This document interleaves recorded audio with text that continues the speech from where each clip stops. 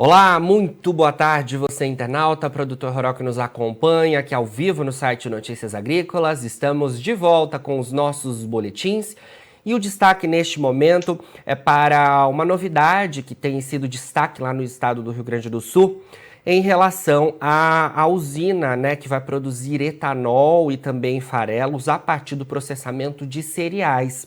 E a Biotrigo Genética, que é a empresa líder em melhoramento genético de trigo na América Latina, será responsável por fornecer as primeiras cultivares para esse novo mercado. Para a gente entender esse cenário como um todo, as possibilidades, as oportunidades que a gente pode ver aí ao longo dos próximos anos nesse sentido, a gente fala agora ao vivo com o Fernando Mitchell Wagner, que é gerente comercial para a América Latina da Biotrigo Genética. Fernando, muito boa tarde, obrigado pela sua presença aqui com a gente do Notícias Agrícolas. Olá, Jonatas, é um prazer voltar a falar com a audiência do Notícias Agrícolas, esse canal que é tão importante, que faz essa ponte do agronegócio com todos que acompanham o canal e realmente levar essa informação, uma novidade que vai ajudar a cadeia do trigo, é um prazer maior ainda. Prazer é nosso, Fernando. Bom, queria começar então a gente falando em relação a essa possibilidade aí de produção de etanol e farelos a partir do processamento de cereais. É isso mesmo, Fernando? Isso é possível? Sim, é possível.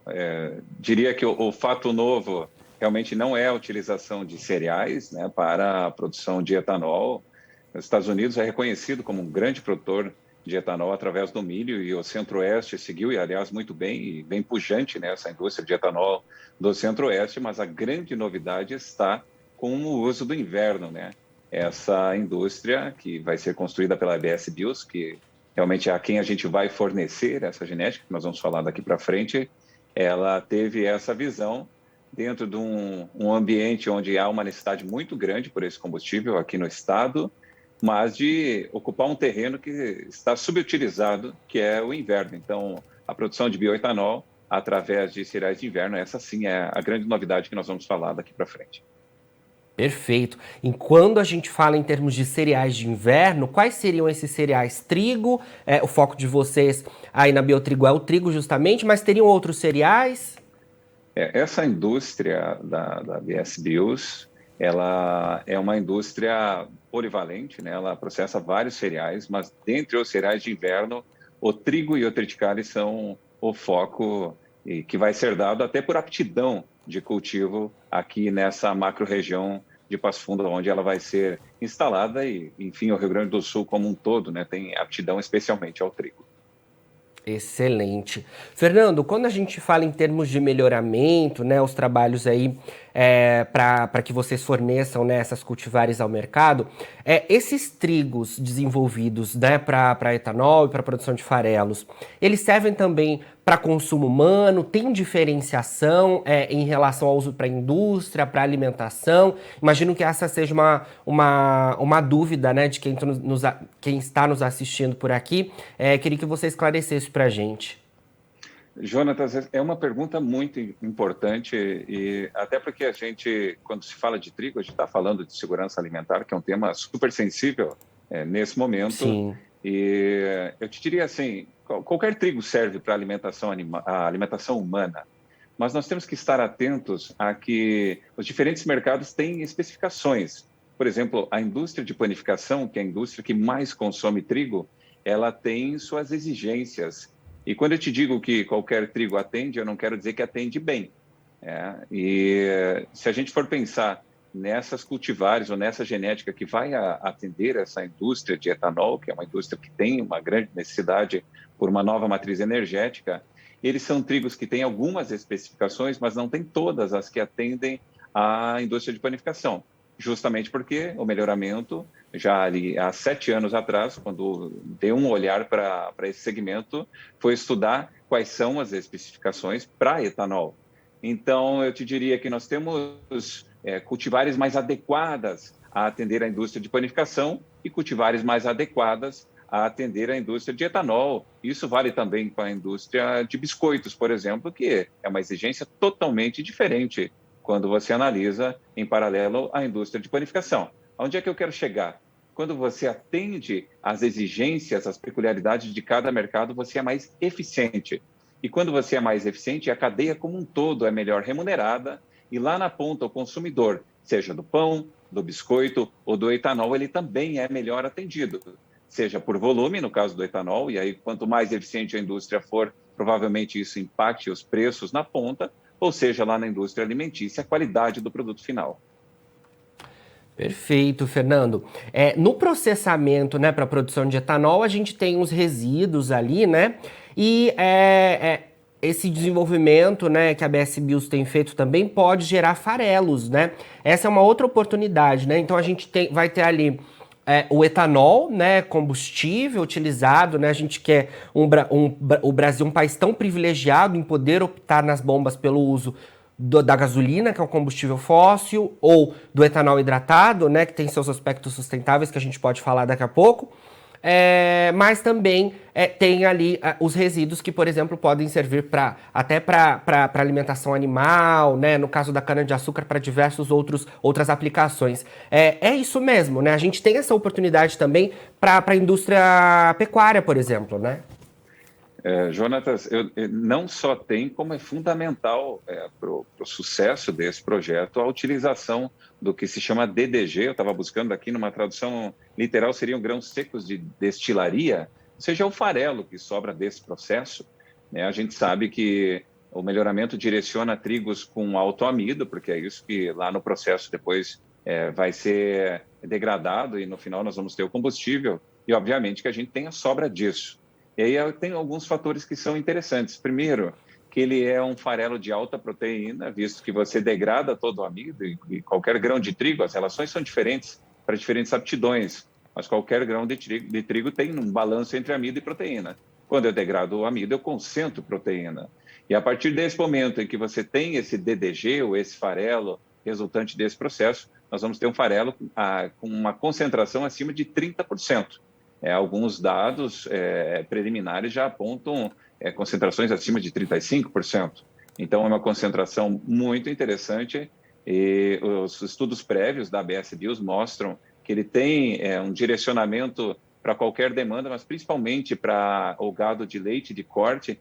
Ele é uma especificação que seria a concentração de fibra, né, nesse farelo versus essa alta proteína. Me parece que ela, segundo o que nos traz a BS Bios, ela atende com uma maestria, com uma grande aptidão o gado de leite de corte. E aí é importante a gente trazer um outro tema, que é um olhar especial. Eu te disse que nós temos que ter uma boa concentração de amido, e o melhoramento buscou isso. Temos que ter um alto pH, quem produz trigo sabe a importância disso, mas para a gente também, quando tem baixo pH, você tem o amido desse grão um pouco mais comprometido, um grão menor, e isso com certeza nesse processo pode ser aproveitado, mas se você tem um pH alto, ele tem um melhor aproveitamento. Mas eu trago uma terceira questão, que é a questão da giberela.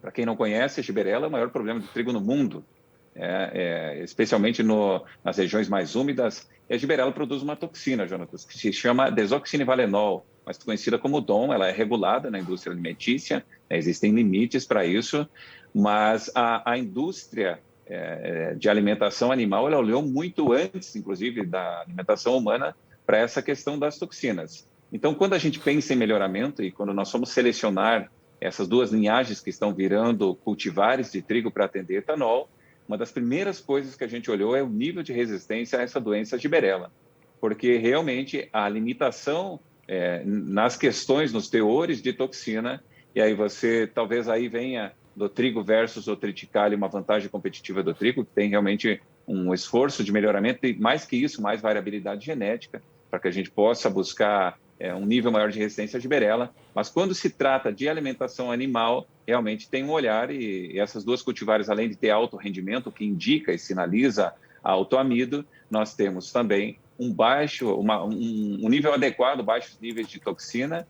E quando se fala em produção de trigo no Rio Grande do Sul, aí talvez em 5 safras, 2 ou 3, nós vamos ter ocorrência dessa doença. Então, é mais um olhar que a gente deu e mais uma especificação que tem que ser atendida para a produção de etanol com um cereais de inverno.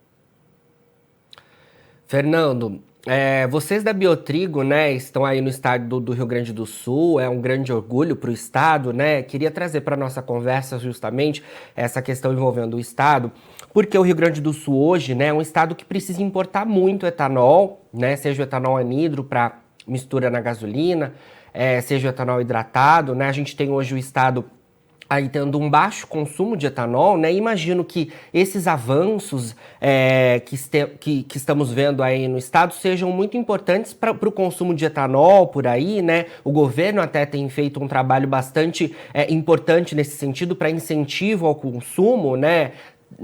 Toda uma movimentação aí que deve avançar o etanol por aí, um combustível sustentável, que pode fazer com que a gente não fique tão suscetível às oscilações do petróleo, por exemplo, né, que é uma matéria-prima para a produção dos combustíveis fósseis, como a gasolina e o diesel. Queria que você falasse um pouquinho para a gente sobre isso. Você já trouxe muito bem o contexto, ficou mais fácil de explicar. O Rio Grande do Sul, naturalmente, tem um baixo consumo de etanol pelo custo, né? Primeiro, o custo logístico. Ele importa etanol do Paraná, deve importar etanol também de São Paulo, onde se concentra principalmente etanol produzido por cana. Eu não tenho notícia ainda de importação de etanol do Centro-Oeste, mas se em algum momento tivesse necessidade, viria de lá também. E aí fica fácil da gente entender a distância e como que isso impacta nos preços lá na bomba, nos postos de combustíveis. E diante disso, obviamente, que o consumo preferencial, se você tem um combustível que te traz um custo alto, ele realmente não é a referência, não é eleito pelo consumidor, salve algum ponto específico. Bem, isso fez com que o Rio Grande do Sul tivesse um baixo consumo, mas o que foi diagnosticado é que mesmo nesse consumo, a gente tem 99% do etanol importado de outras unidades federativas. Então, além de poder ter, como você bem trouxe, uma menor influência dos temas ligados ao petróleo, estamos vivendo isso e sentindo todos nós, consumidores, na pele, né? Nós teríamos uma possibilidade, na segunda fase da implantação dessa indústria da ABS Bios, de atender aí quase 25% dessa demanda, são 24,5% previstos, né? Ele já é uma indústria que vem com uma escala bastante importante, e eu te diria assim, se a gente seguir nesse ritmo, quiçá que o Rio Grande do Sul possa ser, em alguns anos, também um exportador de etanol, e isso, de alguma forma, beneficia o consumidor lá na ponta de outros estados. Mas, nesse primeiro momento, o olhar é para o consumo interno, e o meu entendimento, e é uma projeção muito particular, é de que, se você torna ele mais competitivo, a tendência, né, Jonatas, é que também o percentual de consumo ele aumente, ou seja, você vai ter mais oferta, os preços aí tendem a se estabilizar, não sou especialista nisso, mas de qualquer forma você não vai ter tão grande esse sentimento do impacto logístico, e aí a tendência é que, sendo um etanol produzido dentro do estado, o consumo também aumente, e aí que bom que a gente vai ter mais espaço para fazer com que esse tipo de indústria ou outras indústrias possam trabalhar nesse segmento, mas aí a gente sabe que a ABS Bios é uma especialista, ela já há muitos anos aí trabalha com biodiesel e agora dá esse olhar muito especial para a questão do bioetanol. Sim, e vocês aí no estado do Rio Grande do Sul têm muito potencial quando a gente fala em termos de cereais de inverno, né? Possibilidade de avanço de áreas, isso é muito importante porque a gente vê grandes possibilidades aí nesse sentido. Para a gente finalizar também, um ponto de curiosidade que eu queria trazer para nossa conversa é em relação à comparação, né, do milho, que é um cereal já utilizado, como a gente mencionou durante a entrevista, nos estados da região centro-oeste. O milho tem um papel muito importante por lá já, e as usinas também de etanol de milho têm avançado por lá, porque consegue fornecer uma oferta lá, né, nos estados dessa região muito importante, fazendo inclusive com que o etanol siga mais competitivo por lá ante a gasolina. Isso é muito importante. Queria que você comparasse a eficiência do milho e do trigo, né, nesse sentido de produção de etanol.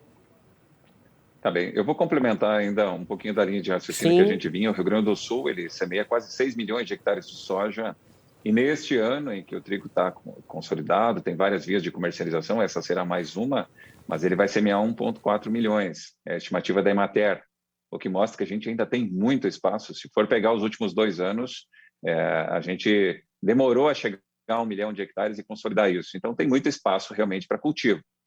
Com relação ao comparativo de milho, é importante a gente iniciar falando que o Rio Grande do Sul é deficitário em produção de milho versus o consumo, tanto que há um trabalho conduzido pelo ex-ministro Turra, e é um bom trabalho focado na indústria de produção de proteína animal, buscando outras fontes, justamente porque ela demanda alimento e realmente o milho está tendo que ser importado. Santa Catarina, inclusive, sofre com isso, né? E, de novo, como num país que tem uma modal rodoviária, na sua logística, o efeito da distância num país de dimensões continentais realmente é importante. Então, até que o milho chegue aqui, então eu só queria falar isso porque eu não sei se o milho será uma grande matriz energética dentro das indústrias de etanol no Rio Grande do Sul. Aí só realmente se a gente tivesse uma grande ampliação de área. Não temos o milho de segunda safra, como tem em Paraná e outros estados, e isso realmente nos coloca numa posição um pouco atrás de outros estados. Por isso, a grande oportunidade de fazer cereais de inverno como a principal matriz energética. Agora, quando a gente fala de eficiência com relação à produção, né, o milho não por acaso ele está presente, inclusive com o DDG também muito valorizado. O trigo, o importante é que ele não ficasse atrás, Jonatas.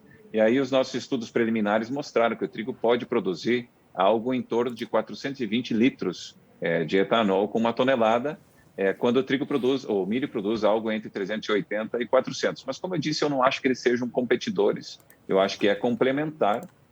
O DDG também tem características aí que a indústria vai poder comprovar, mas ela não é exatamente a mesma. Agora, com relação à eficiência, eu diria que o conjunto no Rio Grande do Sul leva o trigo principalmente para um patamar mais elevado, porque nós temos espaço para cultivo, o que outros países não têm para expansão, nós temos aqui. E aí isso vai ajudar muito a cadeia produtiva do trigo, porque significa que esse agricultor vai ter mais uma via de produção, ele vai poder diluir os seus custos do ano, e aí isso também vai ajudar ele no sistema como um todo. E também é importante destacar como as cultivares de trigo voltadas à produção de etanol têm suas especificidades. A BS Bios, que é quem vai conduzir o acesso ao mercado, à produção de sementes, nós vamos ser parceiros na entrega dessa genética e vamos estar do lado deles nesse caminho aí que a gente conhece, mas ela provavelmente faça isso em circuitos fechados, para que justamente se preserve a identidade desse trigo, como se faz na indústria de biscoitos, como eu citei anteriormente. Ou seja, é uma cadeia muito organizada, é uma vantagem muito grande também para a indústria de produção de proteína animal, que vai poder ter uma produção constante de farelo, ou seja, a indústria da BS Bios vai poder ter um fornecimento constante também para eles, e isso faz com que essa cadeia funcione. Então, é um círculo virtuoso, Jonatas, que vai fazer com que o Rio Grande do Sul, nesse caso aqui, se coloque, especialmente aqui com a BS Bios, numa condição muito favorável, aliás, com cabeças aí que estão envolvidas, um trabalho em várias mãos, com a mentalidade muito focada no progresso, e eu diria assim que todo mundo é beneficiado quando a gente consegue ter um ambiente como esse. Certamente, Fernando, um prazer falar contigo, viu? Sempre que tiver novidades aí da Biotrigo, queremos contar com a participação de vocês por aqui. Obrigado pela sua entrevista. Eu que te agradeço, deixar o agradecimento a todo o time da Biotrigo e da BS Bios que estão diretamente envolvidos nisso. E, claro, o agricultor, que, de novo, tem uma responsabilidade muito grande em cima disso, lá com sua indústria a céu aberto. O que cabe a nós é entregar uma genética de alto potencial, com segurança no campo e que atenda à necessidade da indústria. A boa notícia é essa, a indústria se aproximando do setor produtivo e quando tem ganha-ganha, e como você falou bem, deixando um ótimo legado aí com as questões de sustentabilidade. Então, tem renda sendo gerada pela cadeia, além disso, esse ganha-ganha, deixando um legado para as futuras gerações. Excelente, Fernando. Obrigado mais uma vez. Agora, na finalização dos nossos boletins, você encontra as nossas redes sociais, é só seguir a gente por lá para se manter atualizado. Daqui a pouquinho tem mais boletins ao vivo, a Carla Mendes já está por aqui porque tem fechamento do mercado da soja. Fica por aí, a gente se vê e não se esqueça, Notícias Agrícolas, 25 anos ao lado do produtor rural. Participe das nossas mídias sociais, no Facebook, Notícias Agrícolas, no Instagram, @Notícias Agrícolas e em nosso Twitter, @Noteagri. E para assistir todos os vídeos, se inscreva no YouTube, na Twitch, no Notícias Agrícolas Oficial.